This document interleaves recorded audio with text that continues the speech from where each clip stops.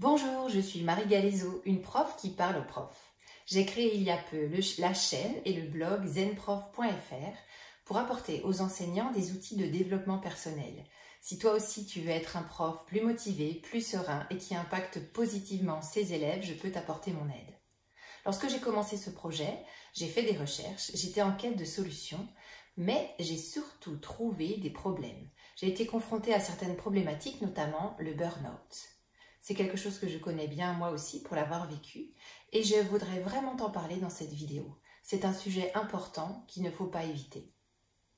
Je vais te proposer 5 conseils très importants pour réussir à prendre conscience de ce que c'est le burn-out et ainsi à pouvoir l'éviter. Attention, certains conseils peuvent paraître choquants, ils sont néanmoins efficaces, alors sois attentif.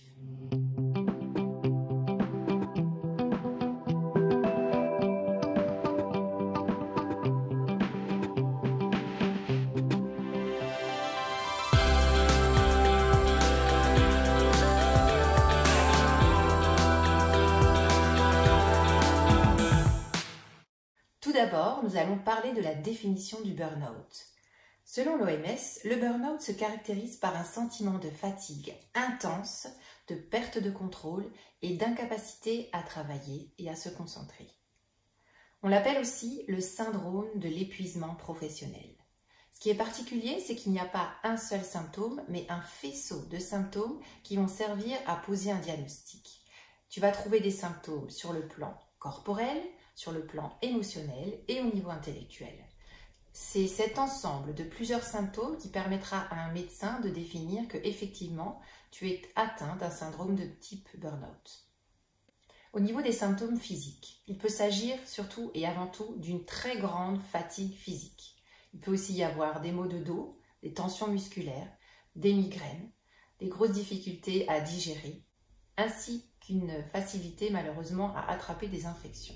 Au niveau des symptômes émotionnels, il s'agit surtout d'une grande sensation d'anxiété. Il peut aussi y avoir un sentiment d'être complètement dépassé par les événements, d'être submergé.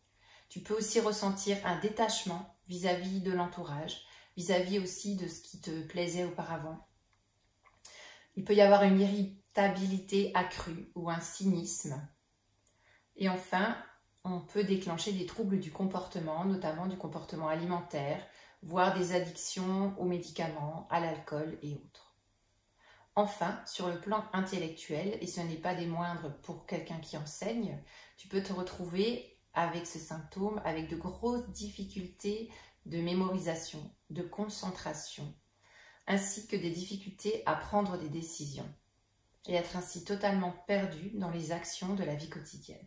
Alors, j'aimerais aussi qu'on se demande pourquoi les enseignants sont tout particulièrement touchés par le burn-out. On le sait, ces dernières années, le nombre de burn-out chez les jeunes enseignants a augmenté, mais il arrive à n'importe quel âge et à n'importe quelle phase de la carrière. Comment se fait-il que les enseignants soient une population plus touchée ? Tout d'abord parce que le métier d'enseignant, c'est un métier que l'on pratique avec passion. C'est un métier que l'on choisit, dans lequel on s'engage fortement dès le départ, un métier dans lequel on s'investit beaucoup émotionnellement. Et donc, plus l'investissement est fort, plus l'envie de réussir et de faire du bien aux autres est importante, plus le risque de burn-out augmente. C'est aussi, pour certains profs, le fait d'être exigeant avec soi-même. On est exigeant par rapport à la qualité de son travail. Certains professeurs aussi peuvent avoir un certain manque de confiance en eux sur le plan personnel qu'ils compensent par une très grande exigence professionnelle. Et parfois, lorsqu'on n'atteint pas les objectifs qu'on s'était fixés, eh bien, cela crée des difficultés qui, à terme, peuvent aboutir à un burn-out. Ce qui est particulier aussi chez les enseignants, c'est que pour la majorité d'entre eux, l'immense majorité d'entre eux même, je dirais, c'était des anciens très bons élèves. Ils ont donc été toujours en situation de réussite dans leur scolarité. Et là, ils travaillent dans quelque chose qui est lié à la scolarité, mais de l'autre côté de la barrière. Et c'est moins évident d'être en situation de réussite. Et donc, cet échec, qui est en quelque sorte un premier échec, est très mal vécu et on se sent particulièrement démuni. C'est aussi un métier où on a parfois un manque de reconnaissance de la part des élèves, un manque de reconnaissance de la part des parents ou de la hiérarchie, un manque de soutien des collègues. On a l'impression de faire énormément d'efforts, de s'investir énormément et que personne ne s'en rend compte. J'ai noté aussi que pour certains enseignants, il y a des conditions matérielles qui sont défavorables, notamment le fait d'avoir été nommé très loin de son domicile, ce qui entraîne des trajets extrêmement longs et fatigants le matin et le soir. Il y a aussi un certain nombre d'enseignants qui sont confrontés à une forme de pénurie matérielle, c'est-à-dire un manque de matériel et un manque de moyens pour enseigner, ce qui fait qu'ils ont tendance à utiliser une partie de leur salaire pour acheter des livres ou du matériel à destination directe de leurs élèves. Oui, c'est beaucoup plus courant que ce qu'on peut imaginer. Donc à partir du moment où on investit du temps et de l'argent dans son métier, c'est d'autant plus difficile et inadmissible de ne pas se sentir soutenu et reconnu. Ce qui est particulier aussi pour les enseignants, c'est que les objectifs officiels ont quelque chose d'impossible à atteindre. Notamment, le ministère demande aux enseignants d'appliquer des programmes qui doivent s'appliquer à l'ensemble des élèves. On doit les faire progresser et arriver à un certain niveau de connaissances et de compétences. Ça s'adresse à l'ensemble des élèves. Et en même temps, on nous donne une autre injonction qui est complètement contradictoire, qui est de prendre soin de chaque enfant en particulier, de chaque problématique. Notamment, nous avons des élèves en situation de handicap dans les classes, nous avons des élèves qui ont des difficultés, des troubles de comportement par exemple, nous avons des difficultés sociales auxquelles on est confronté tous les jours et qui ont des impacts sur les apprentissages et sur le fonctionnement même de la classe. Donc, dans une classe de 30 élèves, il y a de nombreuses problématiques différentes et complètement contradictoires. Certains profs investissent énormément de temps et d'énergie à tenir compte de chaque enfant, à différencier, et cela est contradictoire avec le fait de vouloir malgré tout faire progresser l'ensemble du groupe au rythme imposé par le programme et par les échéances des examens. Il y a aussi parfois un certain regard négatif de la société sur le métier d'enseignant. C'est un métier où chacun a son petit mot à dire, chacun a un petit peu une idée de ce que c'est d'être maîtresse d'école ou d'être professeur, puisqu'on a tous été confrontés à ce métier pendant de nombreuses heures sur les bancs de l'école, du collège et du lycée. Et très souvent, ce regard peut être complètement partiel sur ce que c'est réellement la réalité du métier. Notamment, certaines personnes vont dire « Ah bah oui, t'es prof, t'es tout le temps en vacances. Bah oui, t'es prof, tu travailles que 18 heures. Ah bah t'es maîtresse en maternelle, tu corriges rien, tu te tournes les pouces, etc. » Donc, en temps normal, ce type de remarques peut facilement être discuté, ou alors on peut en rire, ou on peut très bien faire la part des choses. Mais en cas de difficultés psychologiques, ça fait une goutte de plus qui se rajoute et qui augmente la difficulté et qui, à terme, participe aussi à cette sensation d'implosion qu'est le burn-out. Enfin, dans certains établissements, il n'y a pas une équipe qui fonctionne très bien et on peut recevoir certains jours des remarques cassantes de certains collègues. Par exemple, « Ah ouais, t'as des difficultés avec la quatrième, ah c'est bizarre parce qu'avec moi ça fonctionne toujours très bien. » Et donc, quand on aurait besoin d'aide et qu'on est confronté à ce type de réaction, c'est encore plus difficile de faire face. Maintenant, je vais vous apporter 5 conseils. Mon premier conseil consiste à s'arrêter quand on commence à avoir des symptômes de burn-out. Si vous continuez et que vous dépassez la ligne rouge, donc que vous vous retrouvez réellement en situation de burn-out, ce sera trop tard. Vous serez complètement épuisé, vous n'aurez plus aucune énergie, vous devrez être en arrêt maladie pendant un temps qui peut être très long. Donc vraiment, je ne vous souhaite pas ça. C'est quelque chose d'extrêmement difficile. C'est pour ça que si vous commencez à percevoir certains de ces symptômes, à ressentir un mal-être qui est permanent, qui revient, il faut savoir dire stop. Il ne faut pas hésiter à consulter un médecin. Il faut aussi pouvoir refuser la culpabilité. Souvent, quand on est enseignant, on se sent investi d'une mission très forte qui est d'enseigner auprès de nos élèves. Et si on n'est pas là et qu'on n'est pas remplacé par l'administration, on laisse une place vacante. Et cela pose des gros problèmes aux élèves, aux parents d'élèves, aux collègues qui peut-être vont prendre en charge notre classe. Mais des fois, il faut savoir se protéger. Il faut savoir passer avant. Dites-vous qu'il vaut peut-être mieux aller voir un médecin, être porté malade 1 ou 2 semaines pour y voir plus clair, pour faire le point, peut-être pour recharger les batteries et ensuite pouvoir repartir, que de vouloir continuer coûte que coûte et de craquer complètement. Parce que si vous craquez complètement, ça va être très long de remonter la pente.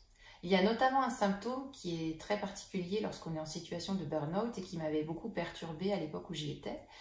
C'est le fait que le stress permanent entraîne un excès de cortisol dans le corps.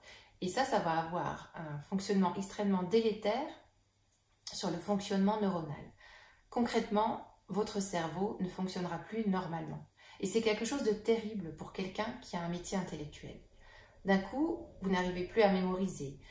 Quelqu'un vous dit des phrases simples et vous n'arrivez pas à vous concentrer sur ce que la personne vous explique. Vous ouvrez le courrier, vous avez un papier à renvoyer à la Sécu ou une facture et il faut la relire 3 fois pour comprendre ce qu'on vous demande, quelle tâche vous avez à effectuer. Tout vous semble extrêmement complexe, sans parler de la gestion du quotidien, de vos enfants si vous en avez, etc. etc. Donc vous êtes vraiment réduit à l'état de légumes. Tout ce qui auparavant vous semblait très simple devient soudain extrêmement compliqué et il faut vraiment longtemps pour que le cerveau refonctionne à nouveau à plat régime et au maximum de ses capacités. Donc je ne vous souhaite vraiment pas d'en arriver à ce stade-là. C'est pour ça que mon premier conseil, c'est de vous arrêter, de vraiment faire une pause, d'aller voir un spécialiste et de vous arrêter avant la catastrophe.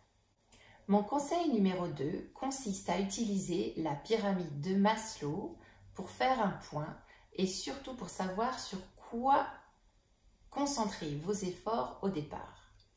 C'est quelque chose que j'ai découvert lorsque j'étais en situation de burn-out en 2016 et à un moment où j'étais arrêtée, je commençais à aller mieux et où je me disais quelles sont les solutions.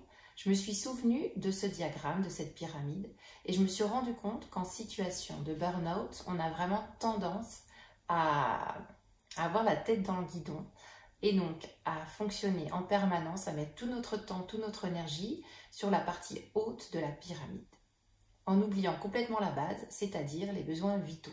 C'est pour ça qu'à un moment donné, le corps craque complètement.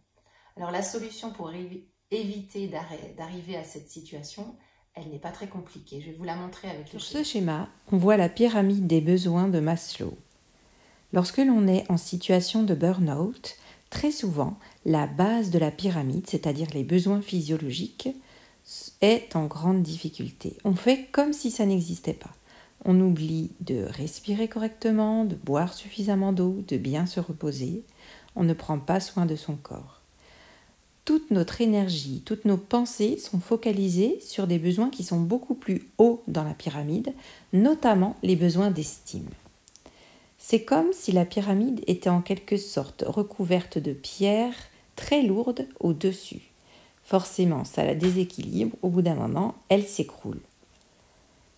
Il est donc important, pour sortir de ce burn-out, de prendre conscience de ça, de jeter un œil de temps en temps à cette pyramide et d'assurer au maximum cette base physiologique, ce qui va aider à éviter de tomber en situation de crise totale. Il arrive aussi, pour certains enseignants, que les besoins de sécurité au travail ne soient pas complètement assurés, notamment si votre métier est d'être remplaçant et que vous changez d'établissement plusieurs fois par semaine, voire plusieurs fois par jour. Cela est très perturbant aussi et ça peut aussi être une des raisons de burn-out d'enseignants spécifiquement. Mon conseil numéro 4 va peut-être vous choquer, va sans doute être difficile à mettre en œuvre, mais c'est vraiment important. Si vous commencez à ressentir les prémices d'un burn-out, mon conseil est de baisser votre niveau d'exigence professionnelle. Ce niveau-là, c'est essentiellement vous qui vous dictez. C'est vous qui vous mettez la pression, qui vous imposez un certain nombre de projets, un certain nombre de tâches à effectuer. Eh bien, dites-vous, là, en ce moment, dans cette période de ma vie, je ne vais pas très bien. Et il vaut mieux que je sois un enseignant très moyen qu'un enseignant complètement arrêté, qu'un enseignant qui ne peut pas travailler, qu'une véritable loque humaine. Donc, voilà. Acceptez de vous dire, bon, cette année, voilà, je ferai moins bien que d'autres années. Peut-être que j'irai pas tout à fait au bout de ceci. Peut-être que je me contenterai de cela. Faites en sorte que vos élèves puissent progresser quand même un peu. Ne laissez pas tout tomber. Mais baissez fortement votre niveau d'exigence interne. C'est sans doute grâce à ça que vous allez vous en sortir et pouvoir d'ici quelques mois vous sentir beaucoup mieux et ensuite pouvoir repartir de plus belle. C'est pas forcément évident à accepter parce qu'il y a une part d'amour-propre. Il faut accepter de faire moins bien, de renoncer à un certain idéal, l'idéal qu'on a dans la tête d'être un prof génialissime qui assure sur tous les plans. Mais il vaut mieux être un prof qui a un petit temps de passage à vide, qui fonctionne moyennement, mais qui est quand même présent et qui va faire le minimum qu'il faut pour que ça fonctionne dans sa classe, plutôt que de vouloir en faire des tonnes et à un moment donné se retrouver à zéro. Mon conseil numéro 4 consiste à aller à l'essentiel dans votre travail, dans votre préparation de cours notamment, à être plus efficace. Et pour ça, j'ai créé une autre vidéo qui vous donne des conseils extrêmement pointus et pertinents. Je vais vous mettre le lien vers cette vidéo. C'est vraiment important de s'organiser mieux dans votre travail. Comme ça, vous allez baisser votre nombre d'heures de travail hebdomadaire et donc potentiellement baisser votre niveau de fatigue, vous sentir un petit peu mieux. Voilà, donc regardez cette vidéo et mettez en application les conseils pour être plus efficace dans votre travail. Enfin, mon 5e conseil est de prendre le temps de recharger vos batteries. Concrètement, qu'est-ce que ça veut dire? Ça veut dire vous amuser, avoir du temps pour vous, avoir du temps pour votre famille. Et quand on est en situation de burn-out ou dans un état limite, c'est quelque chose de compliqué. Pourquoi? Parce que c'est comme si on fonctionnait en permanence avec des œillères. On a des objectifs qu'on s'est souvent soi-même fixés. On se met une pression terrible. On se dit j'ai ça à faire. Il y a telle échéance. Il y a tel élève avec qui c'est compliqué. Oh, zut, il y a encore telle remarque du directeur, du principal ou de l'inspecteur. On a l'impression d'avoir énormément de choses à faire en même temps et donc on essaye de tout faire. C'est très difficile. Mais finalement, l'essentiel, ce n'est pas ça. L'essentiel, c'est de faire des pauses. Parce que grâce à ces pauses, vous allez vous ressourcer. Vous allez aussi réussir à casser le petit hamster qui tourne dans votre cerveau. Cette petite fabrique de pensée, là, pas forcément très positive. Et donc là, vraiment, conseil numéro 5, amusez-vous. Trouvez du fun dans votre vie. Réfléchissez. Quelles sont les activités qui vous ressourcent vous? Est-ce que c'est lire un bon bouquin? Est-ce que c'est aller faire du ski? Est-ce que c'est aller boire un verre avec des amis? Est-ce que c'est rigoler avec vos enfants, etc., etc. Peu importe. Ce qui compte, c'est que vous puissiez faire des activités qui soient nourrissantes émotionnellement, qui vous fassent du bien. Ce que j'ai remarqué aussi quand on dépasse la ligne rouge et qu'on arrive vraiment en situation de burn-out, eh bien, il y a un désintérêt qui est très fort pour toutes ces activités qui nous plaisent et on n'arrive plus à stopper les pensées. C'est-à-dire qu'on peut être en présence de son mari, de ses enfants ou de ses meilleurs amis et ne pas réellement être là, à l'instant présent où on est censé s'amuser, mais être tout le temps en train de penser à ce qui ne va pas, penser à ce qu'on va faire demain, etc., etc. Donc si vous en arrivez à ces stades-là, c'est que vraiment ça ne va pas. Donc anticipez, faites-vous des pauses, rechargez vos batteries, amusez-vous, sachez ce qui est important pour vous. J'espère que ces 5 conseils pourront vous aider à vous rendre compte de ce que c'est le burn-out, à vous arrêter un petit peu avant. Si vous arrivez à remonter la pente, à vous sentir mieux psychologiquement, vous allez pouvoir l'éviter. C'est vraiment faisable. N'hésitez pas à vous faire aider par un professionnel de la santé. À certains moments, c'est vraiment important. Enfin, je vous invite à laisser un commentaire sous cette vidéo. Est-ce que vous aussi, vous avez déjà connu le burn-out des enseignants? Comment vous vous en êtes sorti? Si vous voulez aller plus loin, vous pouvez aussi télécharger le guide 7 jours pour être un prof zen. Je vous ai mis le lien en description. Je vous souhaite beaucoup de courage. Je vous invite aussi à regarder les autres vidéos, à liker, à vous abonner et ainsi à devenir un professeur plus serein. À très bientôt.